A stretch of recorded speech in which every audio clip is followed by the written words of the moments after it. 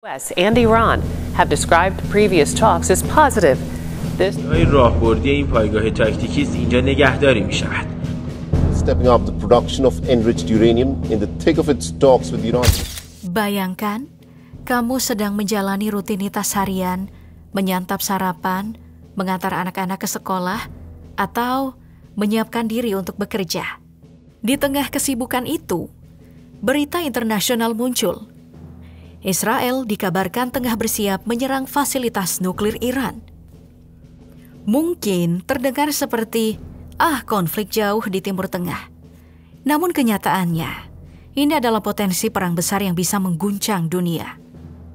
Ketegangan ini bukan sekadar perseteruan dua negara. Ini tentang bagaimana keputusan satu pihak dapat memicu dampak global. Fakta terbaru menunjukkan bahwa Iran telah meningkatkan stok uranium yang diperkaya hingga 60%, mendekati tingkat yang diperlukan untuk senjata nuklir. Menurut laporan International Atomic Energy Agency atau IAEA, jumlah ini cukup untuk membuat beberapa bom nuklir jika diperkaya lebih lanjut. Di sisi lain, Israel yang menganggap program nuklir Iran sebagai ancaman eksistensial telah melakukan serangan udara pada Oktober 2024 terhadap fasilitas militer Iran, termasuk kompleks Parchin yang dicurigai sebagai lokasi penelitian senjata nuklirnya. Sementara itu, negosiasi antara Amerika Serikat dan Iran terus berlangsung, namun belum juga mencapai kesepakatan. Iran menolak proposal Amerika Serikat yang meminta penghentian pengayaan uranium dengan alasan mempertahankan kedaulatan dan hak atas energi nuklir untuk tujuan damai. Pertanyaannya sekarang, apakah dunia akan menyaksikan eskalasi konflik yang lebih besar atau masih ada peluang untuk diplomasi dan perdamaian? Israel selama ini dikenal sangat sensitif terhadap isu nuklir Iran. Ketika Iran menunjukkan kemajuan dalam program nuklirnya, rasa was-was Tel Aviv pun tak bisa disembunyikan. Bahkan saat Amerika Serikat di bawah pemerintahan Donald Trump sedang menjalin dialog dengan Teheran, Israel ternyata sudah diam-diam mempersiapkan opsi militer. Meski Netanyahu sempat menyangkal kabar soal rencana serangan itu, Trump sendiri mengungkap bahwa ia pernah meminta langsung kepada sang Perdana Menteri untuk mengurungkan niatnya. Namun permintaan itu tampaknya tidak cukup untuk meredam ambisi Netanyahu.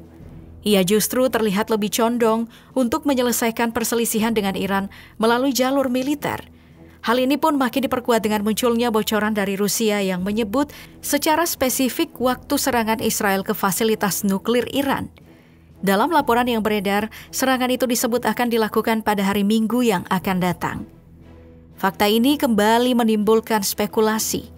Apakah Netanyahu memang tidak ingin melihat kesepakatan damai antara Washington dan Teheran ini benar-benar tercapai? Sebagai bentuk persiapan menghadapi skenario terburuk, Netanyahu disebut telah menginstruksikan pengisian kembali stok makanan di bunker milik pemerintah. Tidak hanya itu, pemerintahannya juga dilaporkan menyewa layanan ambulans selama 10 hari penuh.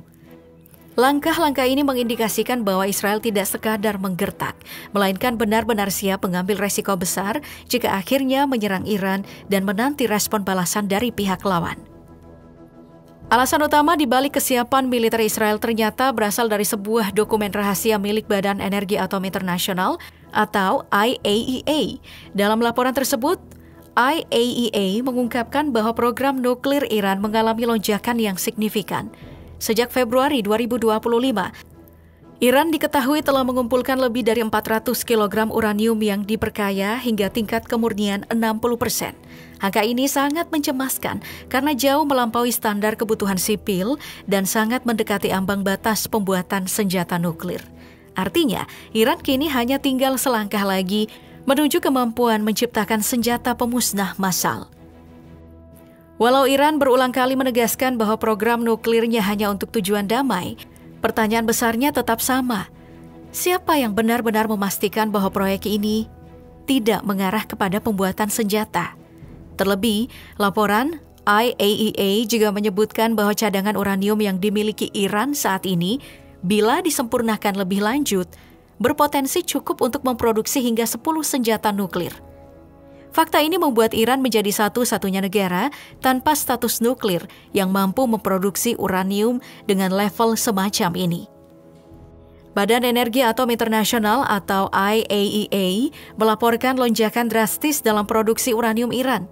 Dalam 3 bulan terakhir, tingkat pengayaan uranium yang dilakukan Teheran meningkat hingga 50%.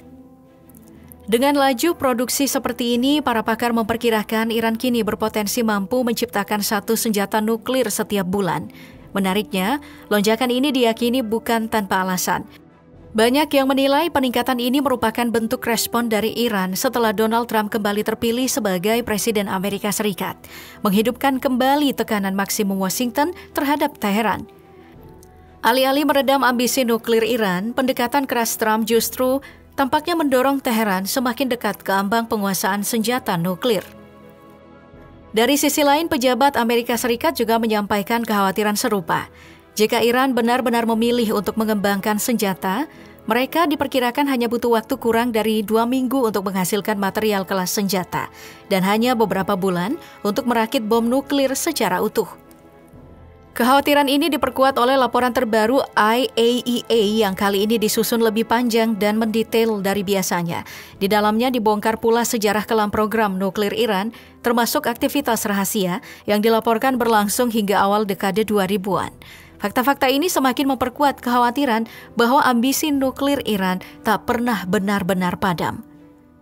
Di tengah berbagai ketegangan dan tarik ulur konflik yang berlangsung selama bertahun-tahun, muncul satu pertanyaan besar. Apakah Iran memang sudah memiliki senjata nuklir di dalam gudangnya? Sayangnya, hingga saat ini belum ada satupun bukti konkret yang dapat memastikan bahwa Teheran benar-benar memiliki senjata pemusnah massal itu. Bahkan, Badan Energi Atom Internasional, lembaga yang secara resmi bertugas mengawasi program nuklir dunia, masih belum diberikan akses penuh untuk menyelidiki apakah Iran telah sukses membuat senjata nuklir. Namun sebagian besar pengamat meyakini bahwa Iran belum mencapai tahapan tersebut, setidaknya untuk saat ini. Meski begitu, bukan berarti ancaman itu sepenuhnya bisa diabaikan. Iran memiliki rekam jejak panjang dalam melakukan riset senjata nuklir secara diam-diam. Banyak analis barat menilai bahwa negara itu telah menguasai cukup banyak pengetahuan teknis dan memiliki infrastruktur memadai untuk membangun senjata nuklir dalam waktu relatif singkat. Jika saja para pemimpinnya memutuskan untuk melangkah ke arah itu, artinya meski senjata nuklir belum benar-benar tersedia sekarang, bukan mustahil jika dalam kondisi perang, Iran bisa saja mengembangkan dan menggunakannya dengan cepat.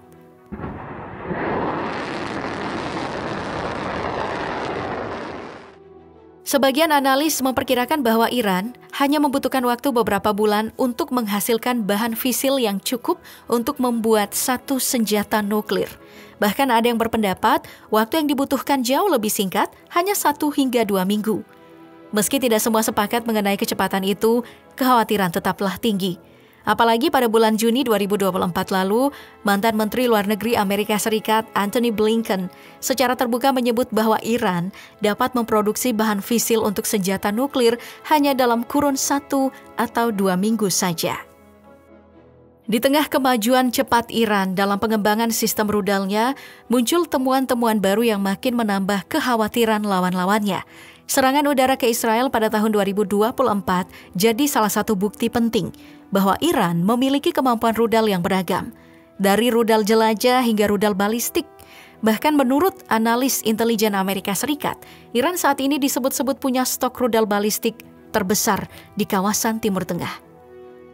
Lalu apa sebenarnya kaitan antara lonjakan pengembangan rudal ini dengan kemampuan Iran dalam menciptakan senjata nuklir?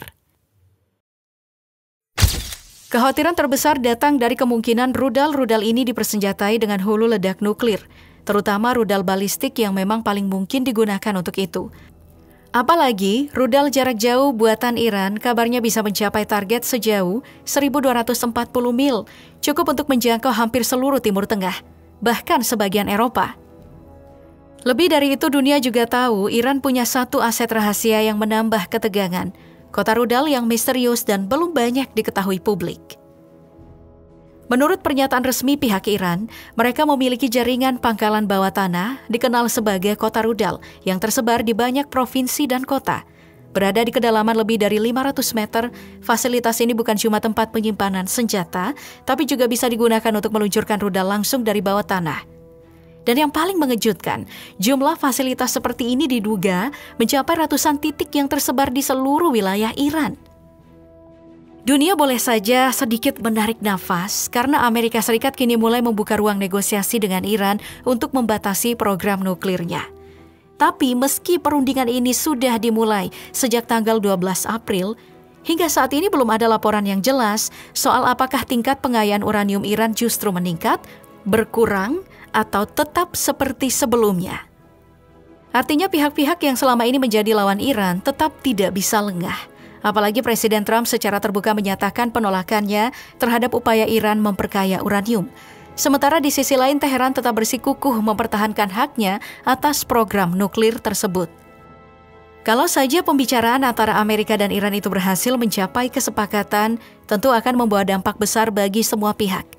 Iran bisa terbebas dari tekanan sanksi ekonomi, Israel pun bisa bernafas lega tanpa harus terus-menerus memikirkan ancaman senjata nuklir, dan Presiden Trump pun punya peluang untuk dikenang sebagai tokoh yang berhasil mencegah penyebaran senjata pemusnah massal. Tapi jika kesepakatan itu gagal, resikonya bisa jauh lebih besar dari yang kita bayangkan. Sebelum negosiasi dimulai, Trump sempat memperingatkan bahwa Amerika tidak akan ragu menggunakan kekuatan militer jika Iran menolak menghentikan programnya. Namun di saat yang sama, ia juga menelpon Perdana Menteri Israel Benjamin Netanyahu dan meminta agar tidak mengambil tindakan militer apapun selama proses perundingan ini masih berlangsung. אני מבין את גודל האובדן, זה דבר נורא. ואני רוצה שתדע גם